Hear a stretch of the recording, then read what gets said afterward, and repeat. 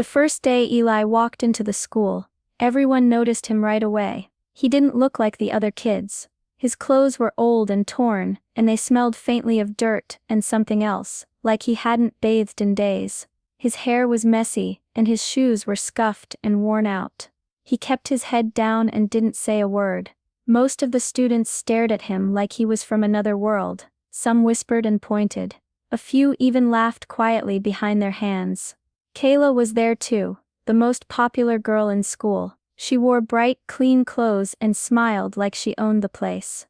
When she saw Eli, she laughed loudest of all, the kind of laugh that made her friends giggle with her. "Who does he think he is?" she whispered. Eli didn't fight back. He just walked to the back of the classroom and sat down alone. He didn't ask to borrow pens or try to make friends. When lunchtime came, he didn't join anyone in the cafeteria. Instead, he sat outside by himself, staring at the ground, holding a small worn backpack. The teachers noticed too, but they didn't say much. One of them even looked sad, but didn't call Eli out or ask him why he was so quiet. The school felt busy and loud, but Eli was invisible, like he was fading into the walls. No one knew where he came from, or why he looked so different. But one thing was clear: Eli didn't fit in. Kayla was the opposite of Eli in every way. She was popular, confident, and always surrounded by friends. She wore the latest fashions, and her hair was perfect every day. Everyone wanted to sit at her lunch table, and she loved the attention. Her parents had a big house and plenty of money.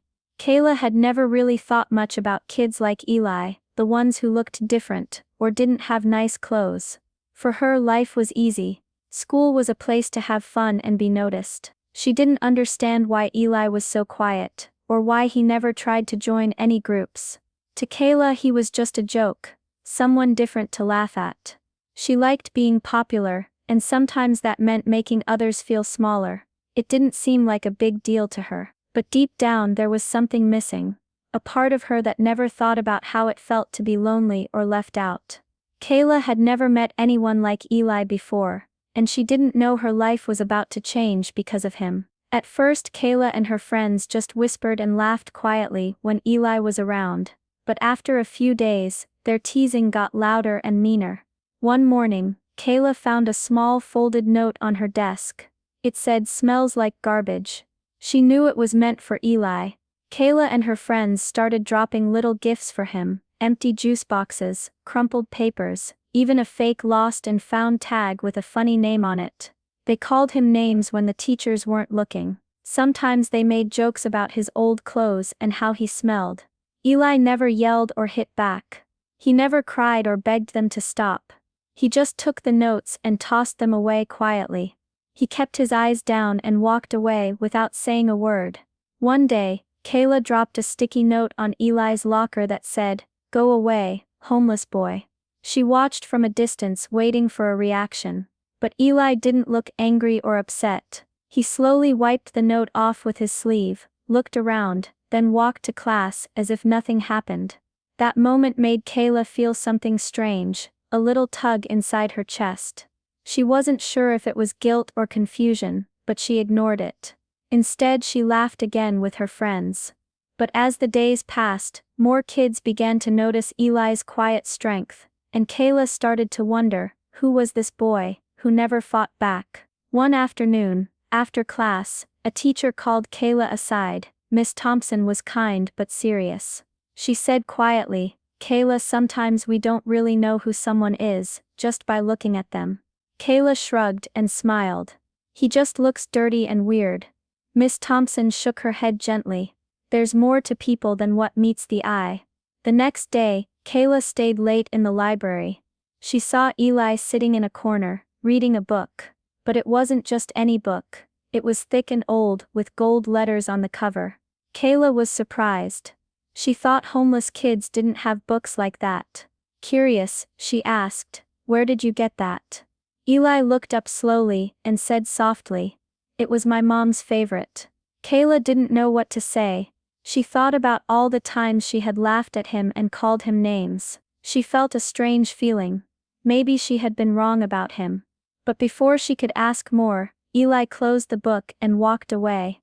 Kayla watched him go, wondering what story was hidden behind those tired eyes and worn clothes. After school one day, Kayla was walking toward the parking lot when she noticed something unusual. At the edge of the lot, near the tall oak tree, a shiny black SUV pulled up. It was sleek and expensive, the kind of car she had only seen in movies or at fancy events. The window rolled down, and a man in a dark suit stepped out. He looked serious and important. Kayla's heart beat faster as she watched what happened next. From behind the tree, Eli appeared. He looked different, not dirty or tired like before. His clothes were still simple, but cleaner. The man opened the SUV door and said, "Come on, young sir." Eli didn't hesitate. He got in the car quietly, and the man closed the door behind him. The SUV's engine started with a soft purr, and it drove away slowly, leaving a cloud of dust behind. Kayla's mouth dropped open. She couldn't believe what she had just seen. Rushing back inside the school, she told her friends what happened. Eli just got picked up by some fancy guy in a black SUV. It's like he's rich or something, but her friends didn't believe her. They laughed and said she was making it up, or imagining things. Kayla didn't know what to think. Was Eli really hiding a secret? Or was this just another trick her mind played on her? For the first time Kayla felt curious, and a little scared, about the boy she used to laugh at. The next few days at school were full of whispers and rumors. Everyone was talking about the black SUV and the man who picked up Eli. Some said Eli was from a rich family. Others guessed he was famous, or even the son of a powerful person. Kayla didn't know what to believe. She wanted to ask Eli about it, but every time she tried, he just looked away and said nothing. It was like he was closing a door she didn't have the key to. Eli kept to himself, quieter than before. He stopped coming to lunch, and left school early a few times. Then one day, he didn't come to school at all. Kayla felt strange, a mix of guilt, sadness and curiosity. She realized she had been mean to him just because he looked different. Now she wished she had been kinder. At school, the teachers told the class that Eli was taking a leave of absence for personal reasons. No one knew when he would come back. Kayla kept thinking about him. She wondered if he was okay. For the first time, she felt like she wanted to understand someone who wasn't like her. Her friends tried to change the subject, but Kayla couldn't shake the feeling that she had missed something important. She wished she could go back and change the way she treated Eli, before it was too late. A few weeks later, the school held a charity event to help homeless kids. Kayla went with her mom, hoping to distract herself from thinking about Eli so much. At the event, Kayla's mom started talking to a woman she seemed to know. The woman was quiet but kind.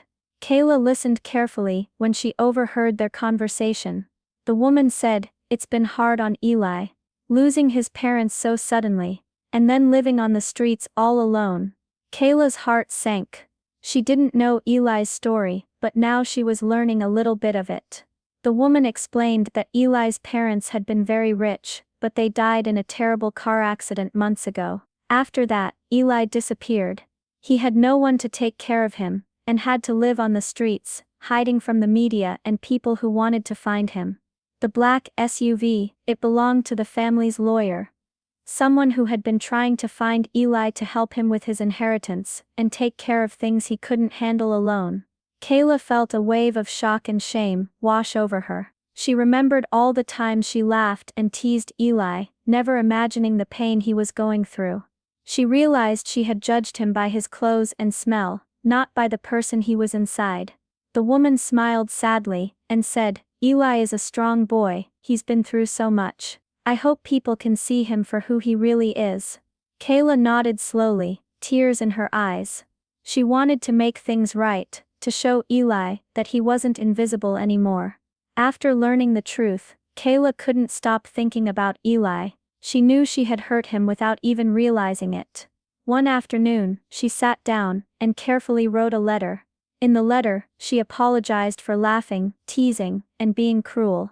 She told him she was sorry for judging him before knowing his story. She wanted him to know she saw him now, not just as the homeless boy, but as a person who had been through so much and was still brave.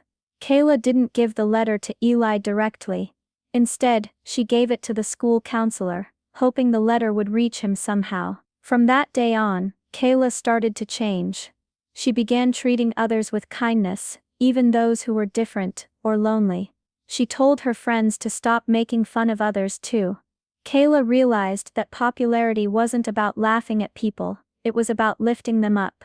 Though she didn't know if Eli had read the letter, she hoped it might help him heal. And maybe, one day, forgive her. About a month later, during a school assembly, a sleek limo pulled up in front of the building.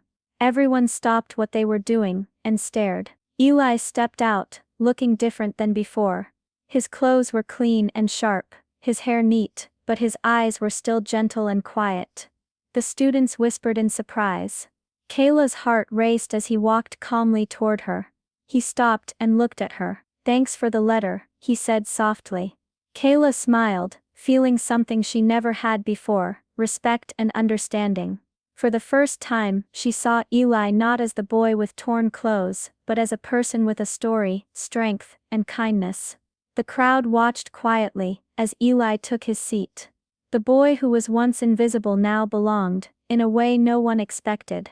Sometimes, people hide their true stories behind quiet eyes and worn clothes. We don't always know the battles they fight, or the pain they carry. Kindness doesn't cost anything, but it can mean everything. Before judging someone, remember everyone deserves respect. Sometimes, a simple act of kindness can change a life forever.